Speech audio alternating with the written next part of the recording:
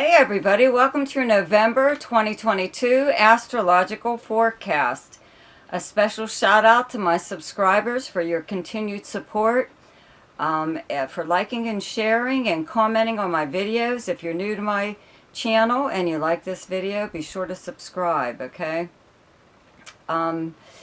Check out the links below in the description box. There's one to my website if you would like more information on chart services that I offer.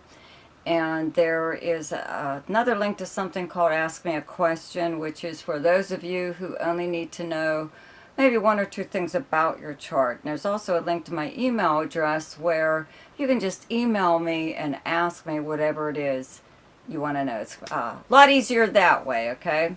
So let's get to your forecast. Hi, Taurus. Welcome to your November 2022 Astrological Forecast. Okay, so the sun is in Scorpio up until like the 22nd, your opposite sign. So it's in your 7th house where you have the sign of Scorpio, and Venus and Mercury are also still there, okay? Venus is here up until the 16th, then it moves into Sagittarius, and Mercury is here up until the 17th. Did I say 16th for Venus? Okay, yeah. And then 17th for Mercury, and then it moves into Sagittarius on that day. And then the sun moves into Sagittarius on the 22nd, and there is a new moon on the 23rd in Sagittarius. Where you have Sagittarius in your chart is your 8th house, okay? So they're having these planets, though, in Scorpio up until like mid-month, plus there's a full moon lunar eclipse in your sign, okay, on the 8th. Okay, so something's happening here, right? Your 7th house is your house of close relationships and partnerships, any kind of arrangement, or agreement that you have with someone, a contract possibly of some kind, could be verbal, whatever handshake deal, but this is your house of like the romantic partner, the business partner, close friend.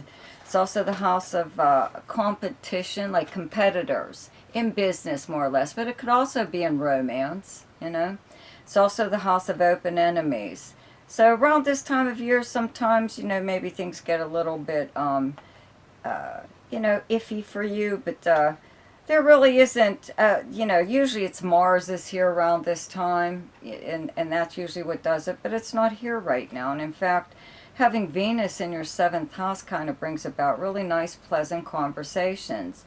In fact, you kind of avoid or are trying to avoid anything too serious, you know. So someone could be bringing up a subject, you know, that it could be kind of touchy. You don't feel like dealing with it or talking about it. Or you could be the one doing this, because around that full moon, you may have to bring something out to discuss with someone, okay? That's what a full moon does, plus it's a lunar eclipse in your sign, so the effects of, let's say, a conversation or an action of some kind that is taken in a close relationship or partnership, okay? The effects could last for a while, okay?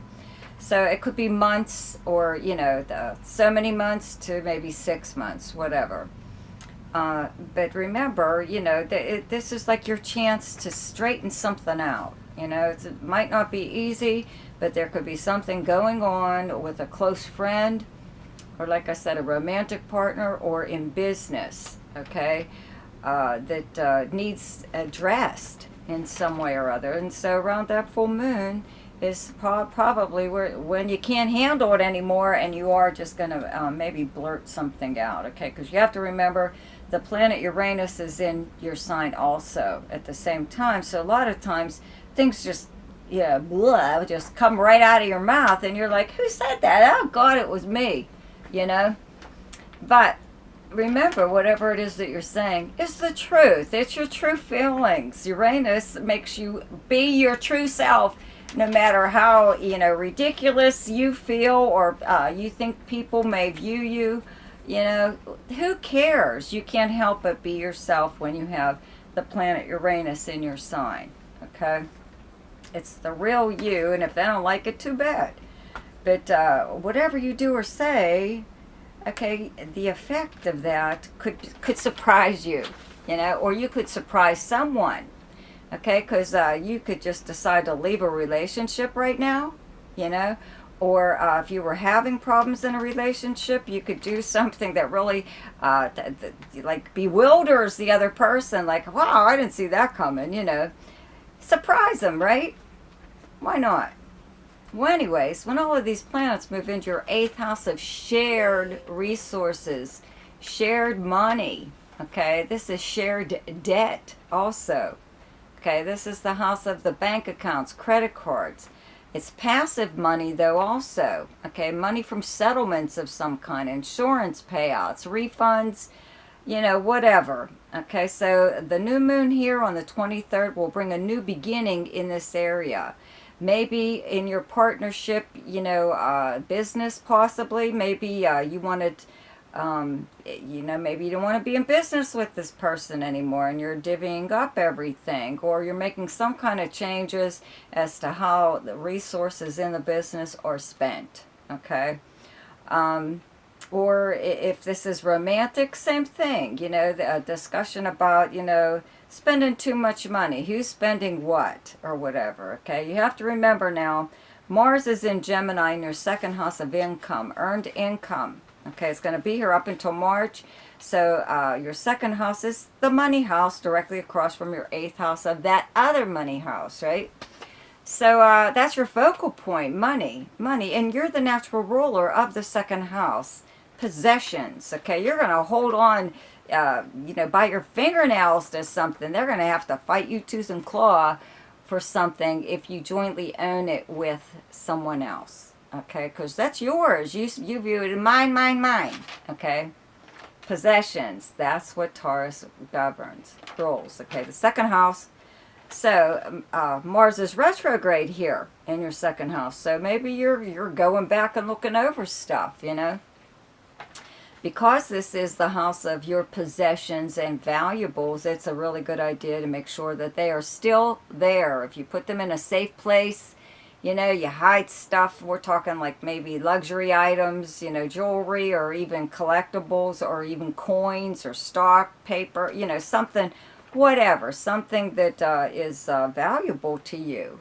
Could even be just something personal, and maybe there's no monetary value to it. It's all emotional, but you want to take the time right now to go make sure it's still there, okay?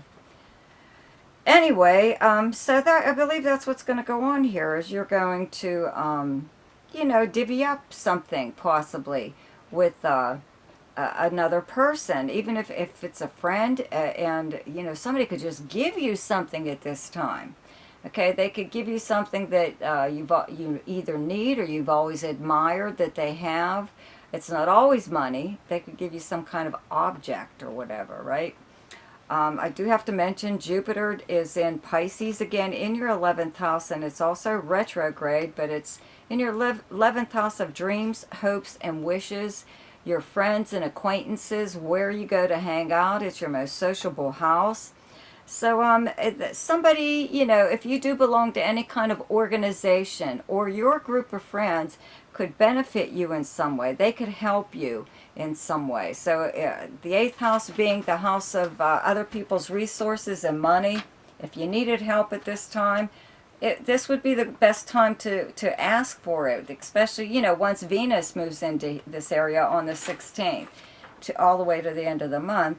If you need help, sometimes resources are actually people, okay, and their willingness to help you.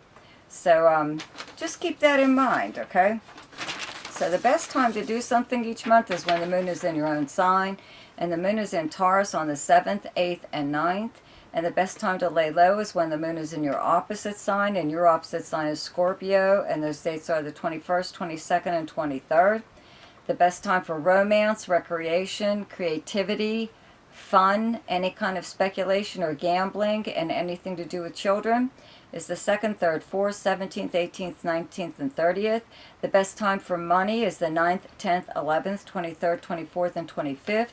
The best time for your career is the 1st, 2nd, 27th, 28th, and 29th.